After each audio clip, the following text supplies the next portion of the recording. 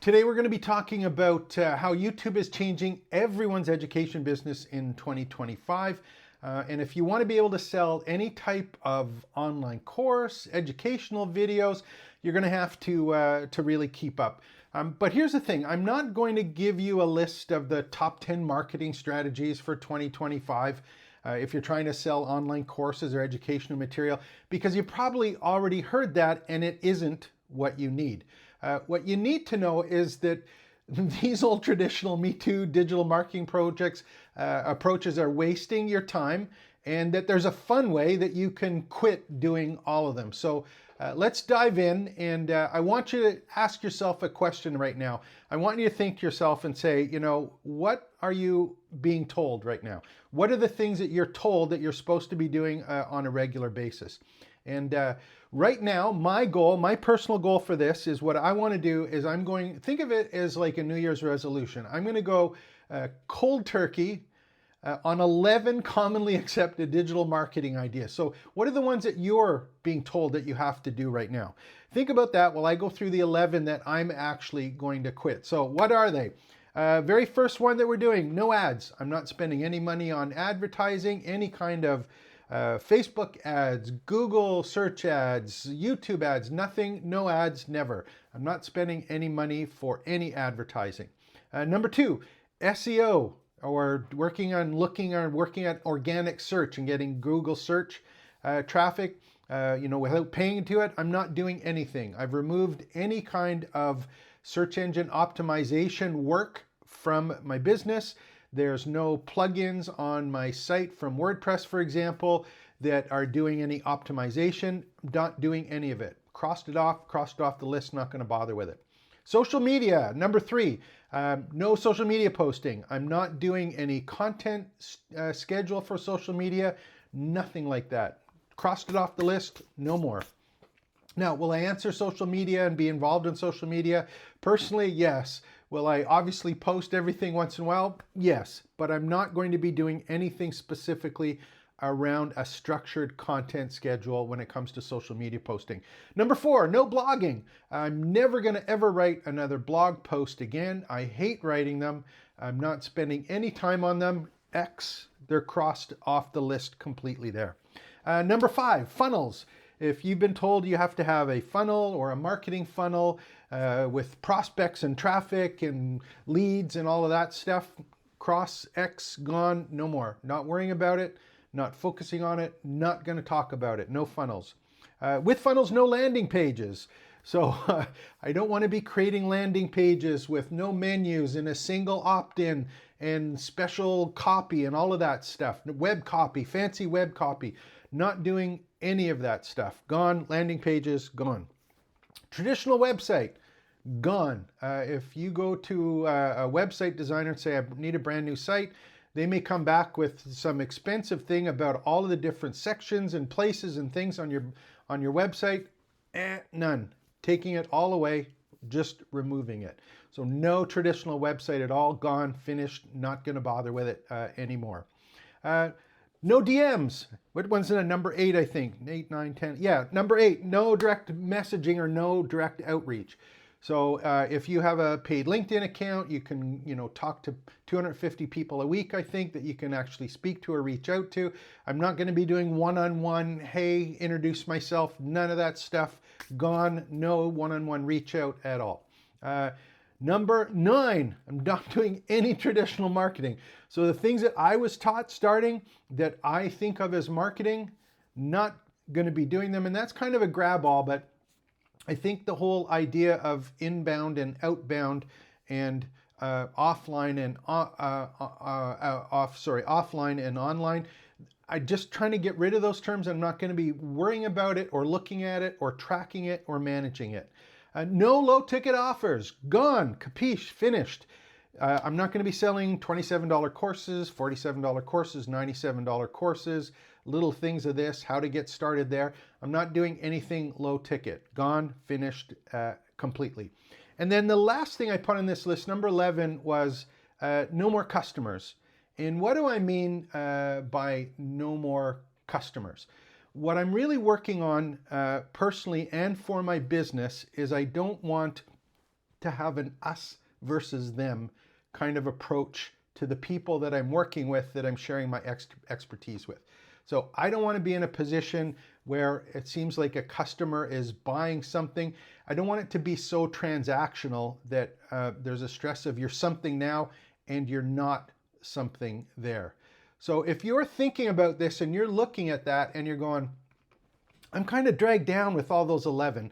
I find it hard. I don't know how to do some of them. It takes up a whole bunch of time. And you're probably wondering, I still want to share what it is. I like creating courses and educational material. And you're looking at these and they just want to quit these 11. Well, here's how you can quit it. So let's take a look at this next little piece here. And I'm going to share my screen in a second, because if you're being told that you have to do those things, you don't. What you need to do is take a look and turn your business into something a little bit different. And it's what I'm calling it, and I'll just open the screen here for a second. What I'm calling it is you need to turn your business into a personally branded campus. It's a personally branded campus. And that traditional business with all that traditional marketing goes away if you use a personally branded campus model. And I'm going to tell you just a little bit about this model. Then we'll go into why it's important and how it takes a personally branded campus takes advantage of some changes that happen with YouTube. But this whole idea is really a place, a campus, and a personally branded one is a place where you, as a subject matter expert, as someone who has a wealth of experience about a particular topic or idea, it's your personal space to share your story. It's your personal space where you're in control of what gets taught and the workflows and all of your experience that you want to share with people to help them get or reach the same outcome or a similar outcome that you created. Now, I use the word campus, and sometimes you hear community. I think there's a difference between the two. When I think of a community, I think of a place to share and network with other people.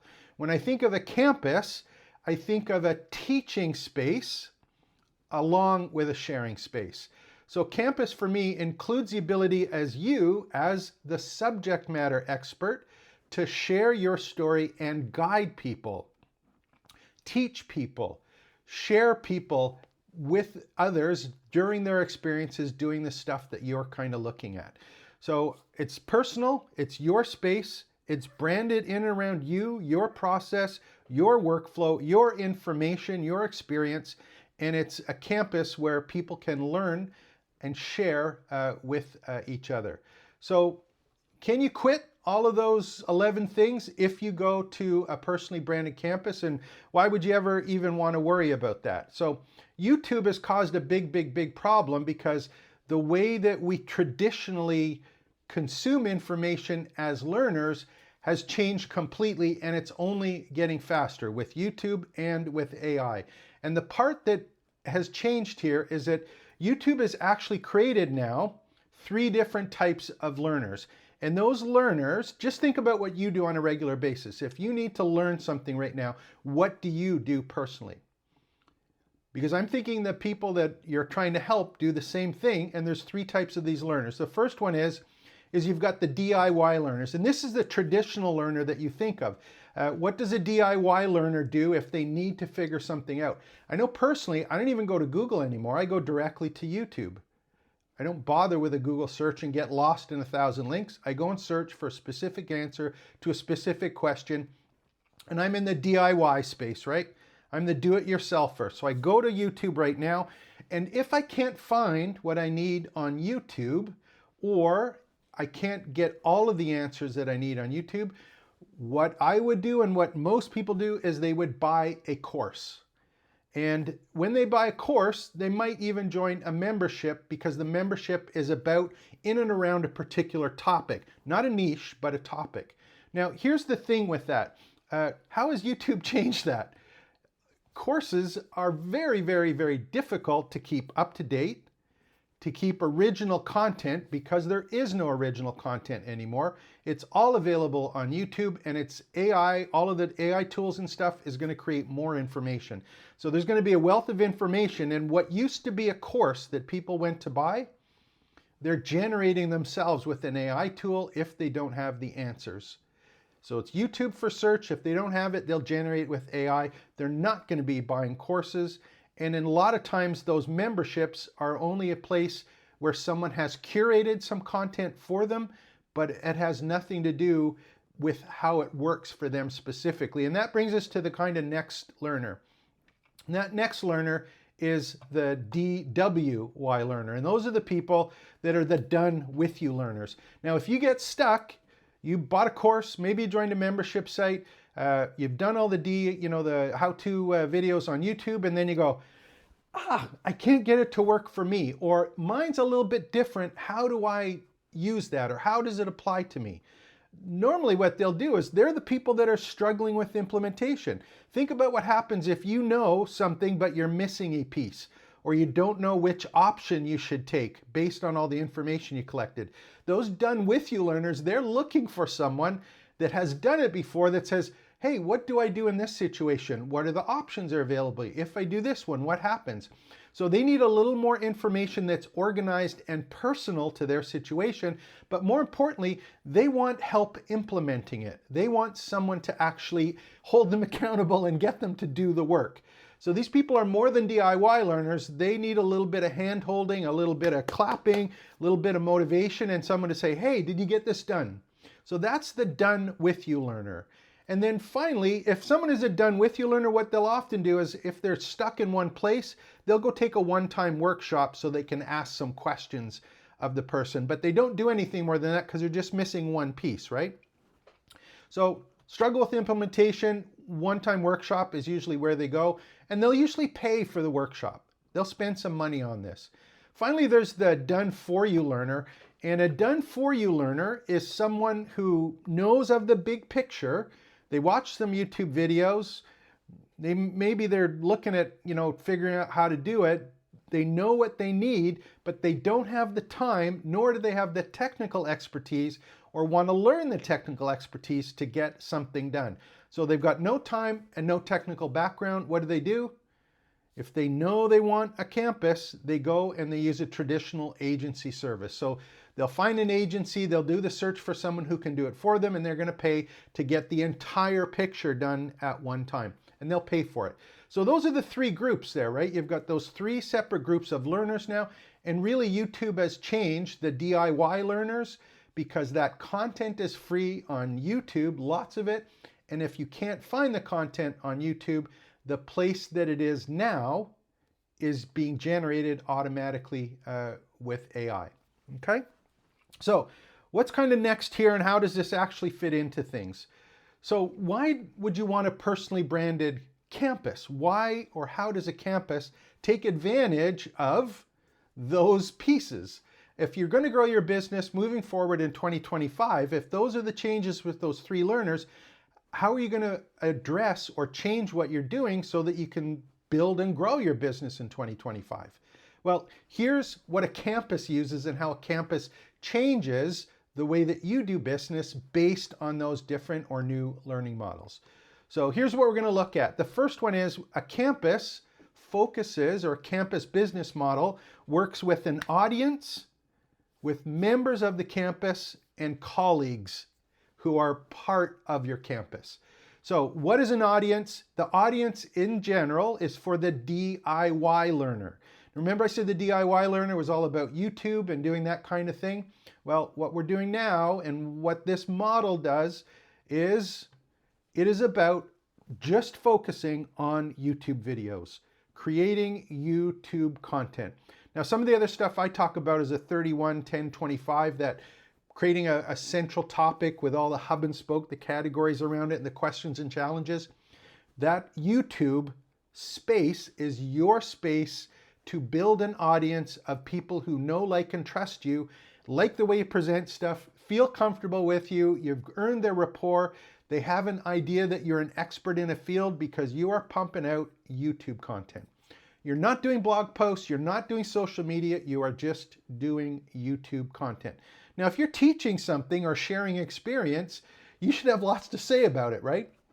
This is an opportunity to do live, unedited videos, get out there, share your stuff. And the purpose of it is to build the audience. Now the difference is because you are building an audience around your topic, that is curated content. It's not stuff all over the place. It is about a specific topic, and the questions and challenges and specific single answers or processes are introduced about that particular one topic. And the purpose is build rapport and credibility. You're an expert. You relate to them because you've been in their situation. They're someone that's comfortable with, and you want them to raise their hand and say, I want to learn more. And what happens is when you want to learn more, any of that YouTube work that you do, the only purpose of your YouTube content, and as much as I would like to say it's likes, the purpose is to get people who view in your audience, you want them to join your campus for free and become part of the membership. You want them to become members of your campus. Now, why do you want to do that?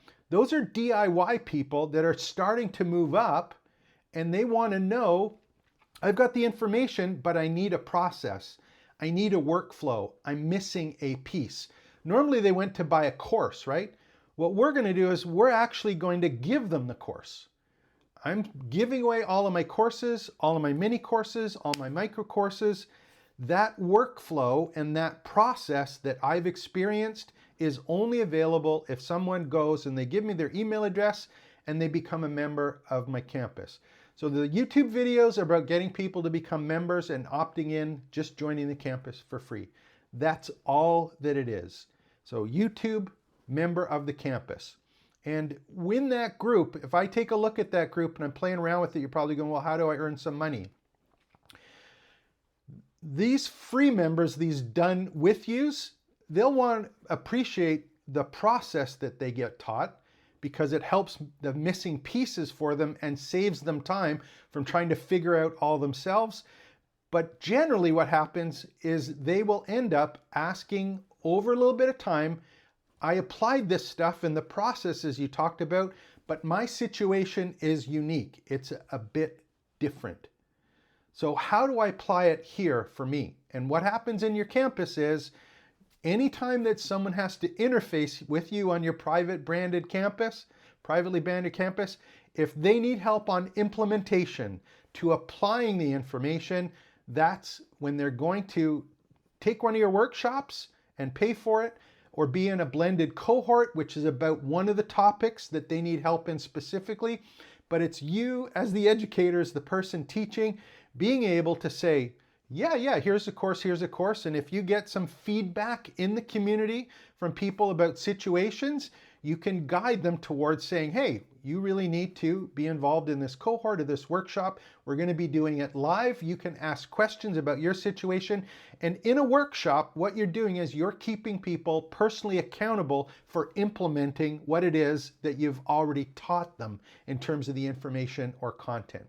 So that is the done with you group. They want to pay, and they'll pay some extra money, good money, for you to help them because it saves them time and hassle figuring it out on their own. So they're a member of the campus, they're getting help, they're joining some of these live classes. You are still going to find people who are what I call colleagues. They're the done for you people. They may be someone who's, they have the big picture. They're in the community, they see what they want. They've joined the community just to understand how things work, but they don't want implementation help. They know the big picture and they just say, hey, I want it done for me. I have a timeline that I need done for. I have a particular technical level. I don't want to learn anything more. I just want it done. And in that's a particular case, what happens in a campus model is you provide an agency service. And that agency service is either you doing the work or you in a, can be a small team, if depends on how big you want to set up your agency. But for me personally, I have done for you levels. I have a start, build, and grow level with different level of services for people who just say, I need a campus built. I need it organized like this way. I need to have emails and follow-up emails set up this way. I need it to be able to do that, and it's done for you. So that's the agency model. Again, people will pay for that. They're part of your personally branded campus. They know the information. They just don't have time or the technical know-how to be involved in that. And then finally, The other one that's here at the end is this project mentorship. And what do I mean by project mentorship? To me, a project membership really gets into this whole idea of a colleague. When people have to work one-on-one or in smaller groups with you, you tend to learn more about their project and what they're doing. And since everyone's situation is unique, what happens is you become a mentor to them, guiding them based on your experience in their situation, going over the options and working with them one-on-one while they make the decisions and/or you do the work for them. But it's really something where you're a colleague with someone who you actually get to chat with. And of all the people that I've worked with in the agency model and working as a traditional coaching one, we end up being friends and colleagues. And I think for me, I talked about earlier, kind of focusing on that whole idea of not being customers or not being students. I want people who are colleagues, who people share the same passion for teaching, share the same passion for doing it online and teaching the processes and all of their experience. I want people and I want to be with people like that because it is a ton of fun.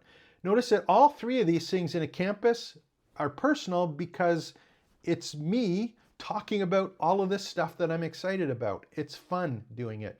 And it doesn't require all of those 11 things in the past, because if you focus on YouTube, creating content that you love to create and ask them to join your personally branded campus where you can teach and guide them in your own personal space, you're going to find that there's a group of people who are just fun to be with and fun to help, and you're going to learn a whole bunch about them, their businesses, and they're going to learn a whole bunch about you and your businesses.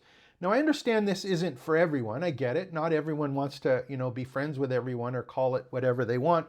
But there's some extra bonuses that I'm going to go over here. And the last one, the fifth one, is really, really important when it comes to AI. So let me go over the first couple of ones first. The first thing that I've noticed in building this one out, this whole personally branded campus approach, is that there's no selling in a personally branded campus.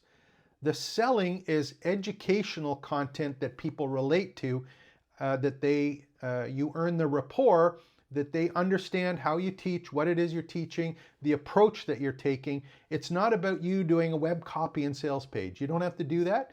You have to share on YouTube what it is you're wanting to basically teach to people. This is a long-term play. If you have a personally branded campus, it's not one course and done. You're not selling a course. You're not doing that launch cycle where you have a launch, you press really, really hard, and then you hope that people come in, and then you have open and close times and all that stuff. It's not. You basically are creating a campus and content and upgrading your content and your processes based on what you're learning from people within your particular campus. So it's an evergreen long-term offer. It doesn't go away. And the best thing about using YouTube is if you look at all of the YouTube that you go and publish, that is evergreen for there ever, ever, and ever. And it's always searchable by people who are trying to find out about your topic and the way that you approach explaining and teaching about your particular topic. So it's no selling, it's evergreen. And here's the best part. There's no competition when you have a personally branded campus. Why is that? Because the product is you. The product isn't your course name. The product isn't your course content. The product isn't the way that you market it. It is about your workflow and your experiences, and you're teaching those. And that is unique to you. Everyone has a unique product. You're not competing against someone else's web copy. You're competing against a process and a workflow. And if you can share yours, it's unique to you. Some people will like it, some people won't. And you know what? It changes over time, and that's okay because you are the product. When I talk about no products, I want to just make sure that I explain my personal belief on this, is that the workflow on how you put together or string together the information in a way that makes sense to people is the actual physical product. It's not the content of the page, but it's the fact that you can explain it in a way that makes sense for people, or they know they have to do this, this, this, this, and this, a checklist. So they know what those pieces are, but they know which order they go in, and they know how that workflow changes based on what it is that they're doing. And here's a final one I just want to mention. I'm going to scroll this one up because I think it's probably the most important one for a lot of people. When you do a personally branded campus, it is AI neutral. So a lot of people I talk to, two things that happen if they're not using this model. A lot of people say, I'm absolutely afraid of selling. I don't like selling, or I don't want to be pushy. This removes selling. Just means you have to start working at teaching, which is something you probably already like to do, but it gets rid of selling. But it also, the other thing that people worry about is my content can just be generated by an AI tool now. Or how can I sell this if it's available here? Or how do I use AI to take advantage of AI?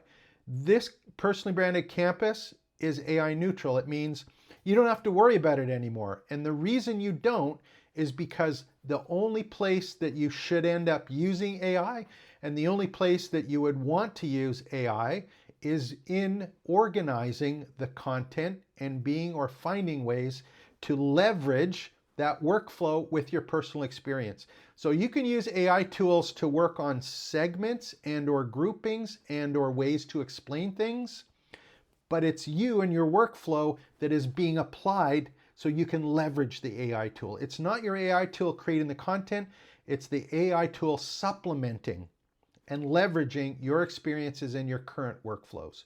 So you don't have to worry about AI. It's gone. Still use it, absolutely use it, but it doesn't mean you have to rely on it to create courses.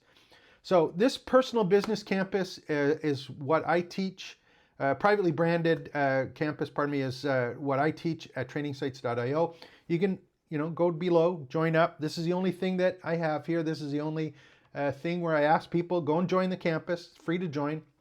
All sorts of courses that are available and content that's available for you in an organized fashion with some maps so you can see how it works.